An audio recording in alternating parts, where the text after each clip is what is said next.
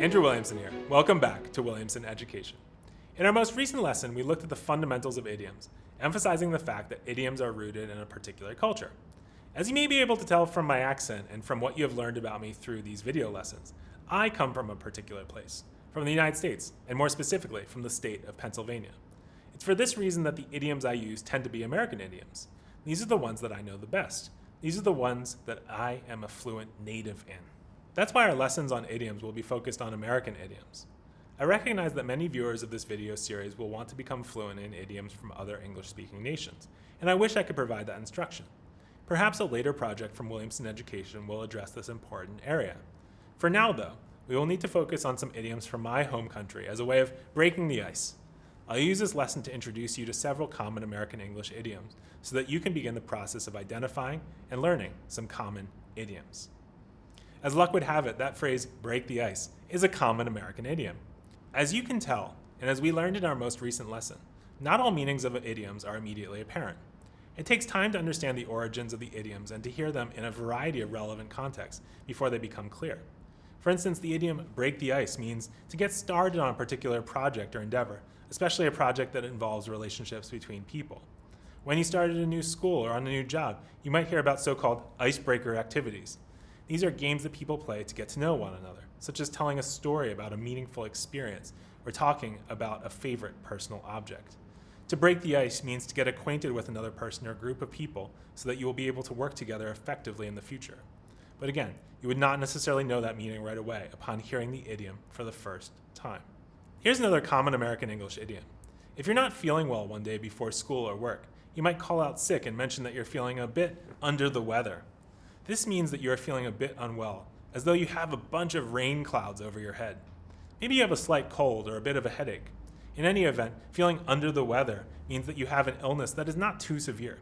You would expect that your cold or headache would go away soon and that you would be able to return to school or work soon.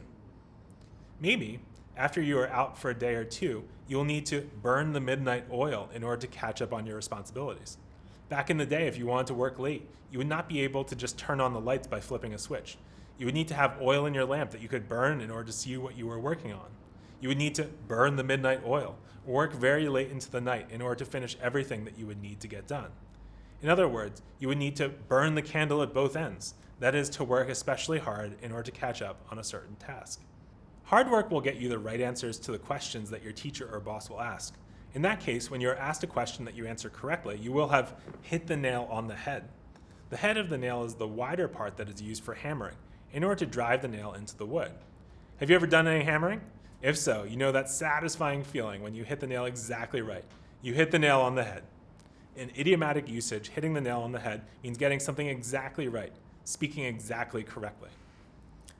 In one of my first job interviews after college, when I was interviewing to work at a school in England, my future principal said before she finished the interview that she wanted to make sure she was not barking up the wrong tree. I needed a visa to work in England, and she wanted to make sure I could get one. To bark up the wrong tree means to seek something you are looking for in the wrong place. Imagine a dog chasing a squirrel around the backyard, and the squirrel disappears. It has run up a tree. The dog starts barking up one tree and then another, looking for the squirrel. But for most of the time, the dog is barking up the wrong tree. It's looking for the squirrel in all the wrong places. That's the origin of this idiom. Another idiom you'll often hear in the workplace is about being on the same page with another person. It means that you and that other person see a certain challenging issue the same way, that you have the same opinion as each other. Imagine that you are both reading a book at the same time. Being on the same page means seeing the same thing the same way at exactly the same time.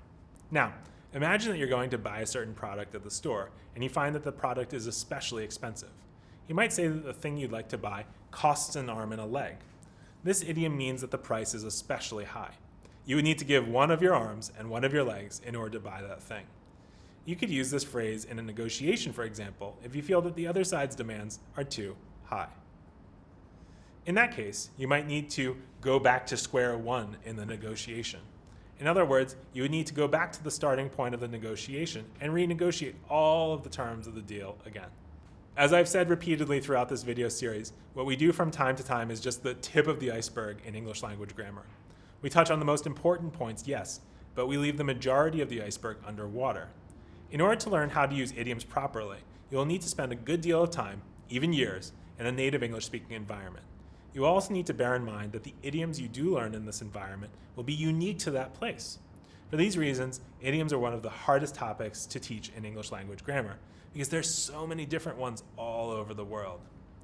But that said, I find that idioms are also incredibly important for social bonding in a particular place. Idioms, as we know, reflect the culture of a specific location. In this regard, they are an important part of forming cultural relationships among people from the same place. They can constitute an important piece of national identity, even or especially if this piece goes unrecognized by the people who speak the idioms. More often than not, you will find that native speakers do not even realizing they are using a particular idiom when they are speaking to you.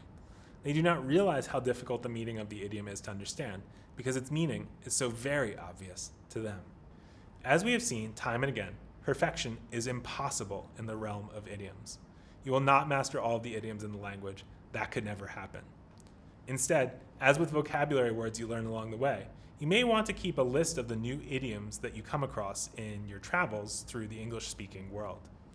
Here, as elsewhere, the internet is your friend. You can go search for meanings that you don't initially understand, and then you can work these idioms into your everyday speech. The more you learn, the more comfortable you will become with this challenging area of the English language. Well, now that I've introduced you to the concept of common idioms and given you a few of them to contemplate, the rest is up to you to go and study through experience and hard work. It's up to you to tackle this important set of tools. The ball, as we like to say in American English, is in your court. With that, we come to the end of this lesson on common idioms in American English. We'll pick up next time with some prepositional idioms that you might encounter in your studies. Spread the word.